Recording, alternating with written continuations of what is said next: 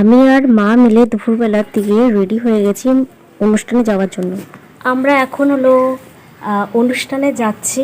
তো তাও আমাদের পাশের বাড়িতে ভাগবত পাঠ আছে, তো সেখানে হলো মিষ্টি নিয়ে যাচ্ছি মা আর আমি মিলে। তো চলো, আমরা পাশের বাড়িতে অনুষ্ঠানে চলে এসেছি তাদের বাড়িতে। আর যাও না, ঠাকুর ঘরে রাখ, ওইটা ঠাকুর ঘরে রাখো, রেখে উপরে চলে যাও। শেষ হয়ে গেছে? হ্যাঁ। কখন শেষ হলো? 10টার থেকে শুরু হয়েছে।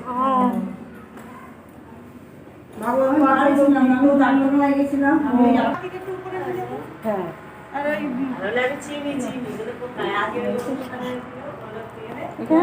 হ্যাঁ হ্যাঁ হ্যাঁ,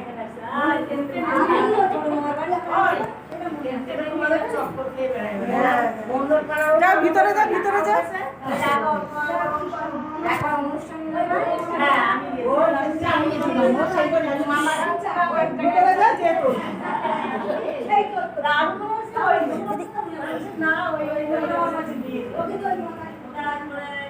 কাছে যাও, কাছে যাও, ঠিক আছে, এখান থেকে ঠিক আছে।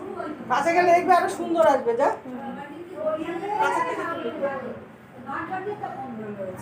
আরে কাছে যাও না, কিচ্ছু হবে না। এই ঠিক আছে, ঠিক আছে।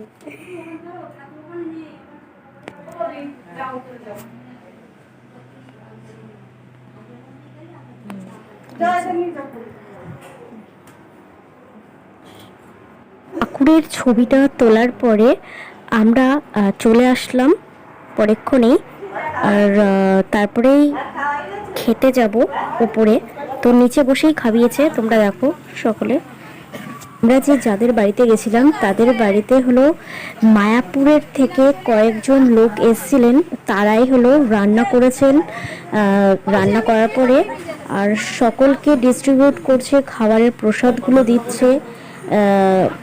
তো কী কী মেনু ছিল সেগুলোও বলছি। ফার্স্টেই দিয়েছে থালা আর গ্লাসে জল দিয়ে দিয়েছে। তারপরে আসলো ভাত এসছে, তারপরে উস্তে আলু পোস্তে দিয়ে একটা ভাজা করেছিল। তারপরে ঘি ছিল, লবণ ছিল, আর একটা ঘ্যাট মতন করেছিল। পটলের তরকারি ছিল, আর পনির ছিল, মিষ্টি ছিল, দই ছিল, পাঁপড় ছিল। এইগুলো লাস্টে দেখাতে পারিনি, আমার ফোনটা সুইচ অফ হয়ে গেছিলো।